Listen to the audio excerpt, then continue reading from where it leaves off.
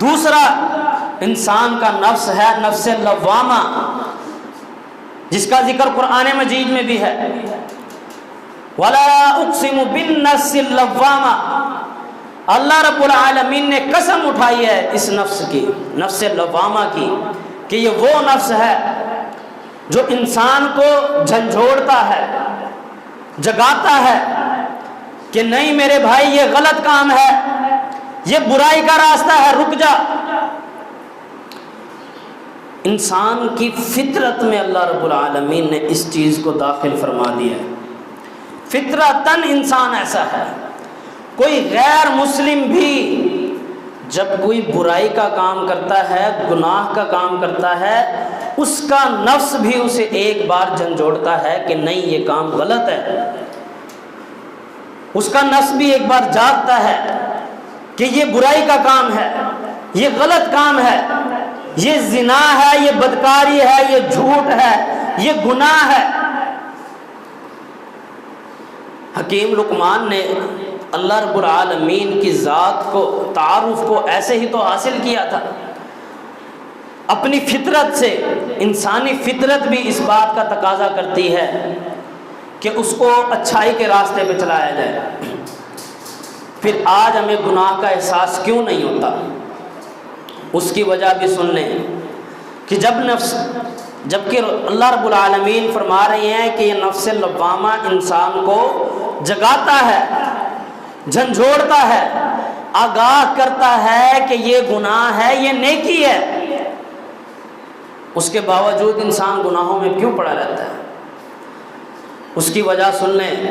اس کی وجہ یہ ہے کہ رسول اللہ صلی اللہ علیہ وسلم کا فرمان ہے کہ جب بندہ گناہ کرتا ہے تو اس کے دل پہ ایک سیاہ نقطہ لگا دیا جاتا ہے۔ اگر وہ توبہ کر لے، اللہ سے معافی مانگ لے، اللہ رب العالمین اس نقطے کو صاف کر دیتے ہیں، اس کا دل دوبارہ سے پاک صاف ہو جاتا ہے۔ یعنی کسی نے جھوٹ بول دیا، کوئی غلطی ہو گئی، کوئی گناہ ہو گیا، کوئی بدکاری ہو گئی، اب اس کو ایک خیال آیا کہ مجھ سے غلطی ہوئی ہے، مجھے اللہ سے توبہ کرنی چاہیے۔ اب وہ اللہ کی طرف آتا ہے، اللہ سے توبہ استغفار کرتا ہے، اللہ اس نقطے کو صاف فرما دیتے ہیں۔ لیکن ایک بندہ وہ ہے، رسول اللہ صلی اللہ علیہ وسلم نے فرمایا کہ بندہ گناہ کرتا ہے، اس کے دل پہ سیاہ نقطہ لگا دیا جاتا ہے، پھر وہ گناہ کرتا ہے، پھر اور نقطے لگا دیے جاتے ہیں، حتیٰ کہ وہ گناہ کرتا چلا جاتا ہے، اللہ سے معافی طلب ہی نہیں کرتا، گناہ سے معافی مانگتا ہی نہیں، یہاں تک کہ اس کا پورا دل کالا سیاہ ہو جاتا ہے۔ ایسی کیفیت کہ اب گناہ بھی کرے تو اس کو وہ گناہ نہیں لگتا۔ یہ ہے کہ اس نے اپنے نفس کو مار دیا، اپنے ضمیر کو مار دیا۔ اب اس کی کیفیت یہ ہے، ختم اللہ علی قلوبہم، کہ اللہ نے ان کے دلوں کے اوپر مہر لگا دی، وعلی سمعہم، اور ان کے کانوں پر بھی مہر لگا دی، وعلی ابصارہم غشاوہ، اور ان کی آنکھوں پر بھی پردہ پڑا ہوا ہے۔ یعنی اب ان کے دل قرآن کی آیات سن کر بھی نرم نہیں ہوتے، اب ان کے دل رسول اللہ صلی اللہ علیہ وسلم کے فرامین سن کر بھی نہیں لرزتے، اب ان کے کان اللہ رب العالمین کا پیغام سن کر بھی اثر محسوس نہیں کرتے، اور اب ان کی آنکھیں حق اور سچ کو دیکھ لینے کے باوجود بھی بند ہو جاتی ہیں، ان کی آنکھوں پہ پردے پڑے ہوئے ہیں، ان کی آنکھوں کے سامنے اللہ کی کتاب ہے، پھر یہ رب کے کلام کو قبول نہیں کرتے، ان کی آنکھوں کے سامنے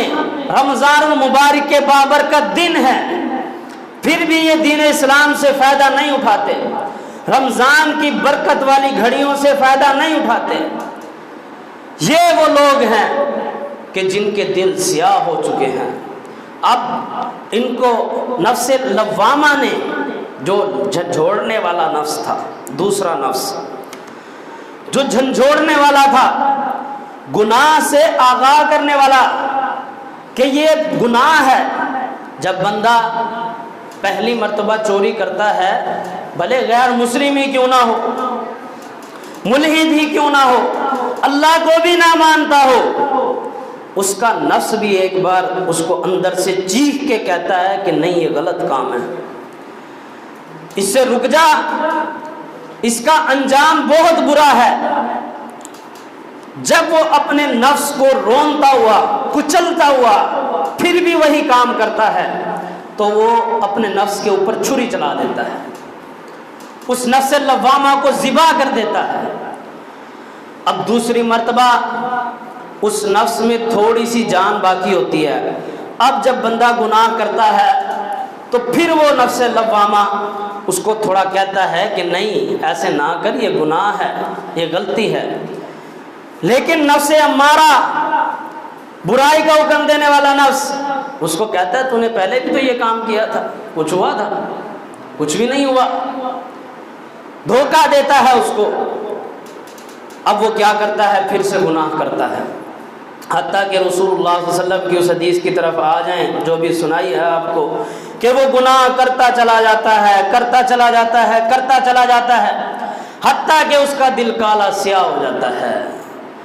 اب وہ نفس لوامہ، اپنا ضمیر وہ مار چکا ہے۔ ہم اکثر خبروں میں اور دیگر جگہ پر سوشل میڈیا پہ دیکھتے ہیں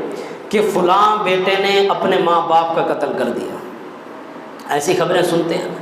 یہ کون لوگ ہوتے ہیں جو ایسا کام کرتے ہیں؟ یہ وہ لوگ ہوتے ہیں جو اپنی نفسانی خواہشات کے غلام ہوتے ہیں، جنہوں نے اپنے نفس کو خدا بنا لیا ہوتا ہے۔ ارأیت من اتخذ الہہ ہواہ، یہ وہ لوگ ہیں جو اپنے نفس کے نیچے دب کے مر چکے ہوتے ہیں، اب ان کا نفس ہی سب کچھ ہوتا ہے۔ اور یہ وہ لوگ ہوتے ہیں کہ جن کے ضمیر مر چکے ہوتے ہیں، جس نفس کی اللہ نے قسم اٹھائی ہے، ولا اقسم بالنفس اللوامہ، اس نفس کی قسم ہے جو انسان کو جھنجھوڑتا ہے، جگاتا ہے کہ جاگ جا، نہیں اس کام کی طرف نہیں جانا، یہ گناہ کا کام ہے، یہ بدکاری کا کام ہے۔ اس نفس کی جس کی اللہ نے قسم اٹھائی ہے، یہ اس نفس کے اوپر بھی چھری چلا چکا ہوتا ہے، ذبح کر چکا ہوتا ہے۔ پھر اللہ رب العالمین ایسے لوگوں کے بارے میں فرماتے ہیں وَأَنَّ أَكْثَرَهُمْ يَسْمَعُونَ أَوْ يَعْقِلُونَ، کیا آپ اے نبی علیہ السلام یہ خیال کرتے ہیں کہ یہ آپ کی بات سنیں گے اور یہ عقل سے کام لیں گے؟ یہ جن کے ضمیر مردہ ہو چکے، جن پہ قرآن کی آیات بھی اثر نہیں کر رہی، جن پہ حدیث بھی اثر نہیں کر رہی، اے نبی علیہ السلام آپ یہ خیال کرتے ہیں کہ یہ آپ کی بات سنیں گے، یہ عقل سے کام لیں گے؟ بلکہ اللہ رب العالمین فرماتے ہیں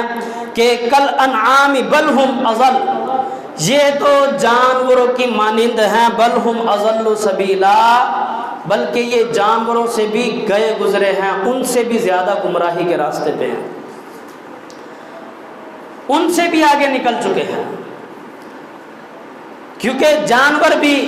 کہیں نہ کہیں اصولوں پہ چلنے والے ہیں، وہ بھی اپنے ضابطۂ حیات میں رہتے ہیں، لیکن جب انسان